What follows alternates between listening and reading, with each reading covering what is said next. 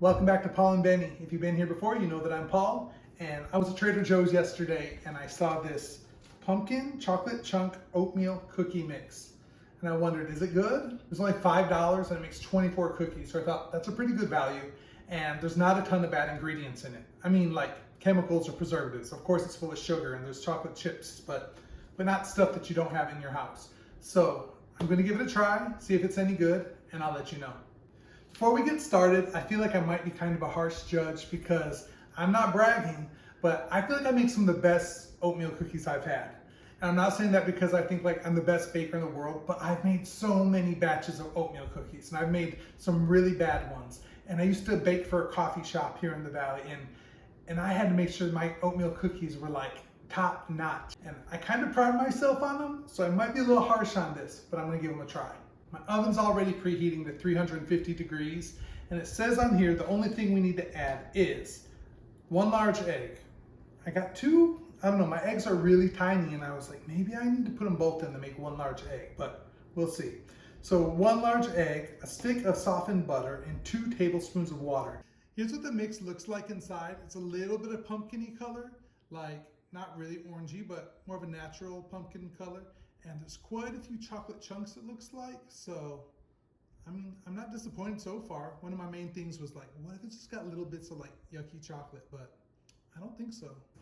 So I'm just gonna dump this in the bowl. Whew. Dusty. So the instructions do say to use a mixer, and obviously I'm using a spoon.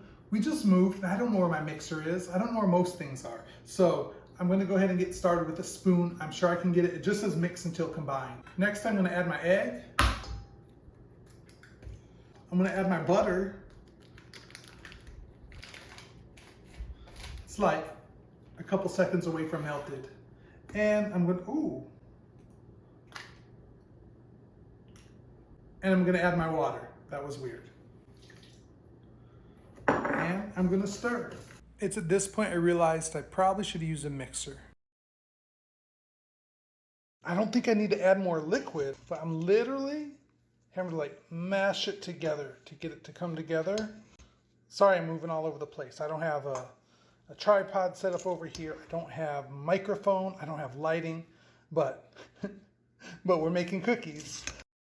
I had to put down the spoon and just begin mixing it with my hands. You know, make sure all the flour was mixed in, turn it over, make sure there's no dry spots, but the dough came together really nicely. I forgot to turn the camera back on, but I put 1 batch of cookies in the oven, set the timer for 14 minutes, and now we wait.